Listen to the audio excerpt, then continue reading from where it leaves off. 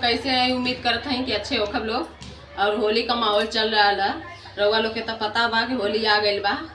तो ऐसा ना कि होली खेले के बाद रउआ लोग पे एगो गाना गावत हैं कि बुरा लागता देवरू बुरा लागता, बुरा लागता देवर पौना बुरा लागता, देवर पौना बिना होली अधूरा लागता, देवर पौना बिना होली अधूरा लागता, बुरा लागता देवर पौना बुरा लागता, पौनन बिना होली अधूरा लागता।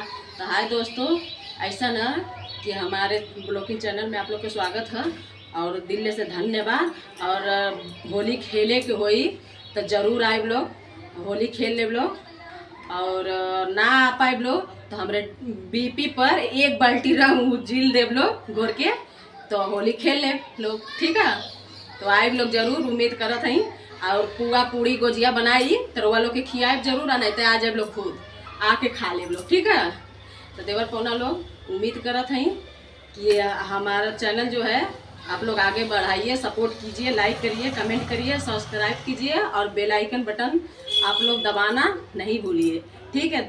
तो ऐसा है देवर पौना लोग कि इतना ही से आप लोग को दिल से धन्यवाद कर रही हूँ। गोड़ छू के गोड़ लगातानी मऊ वाली भौजी।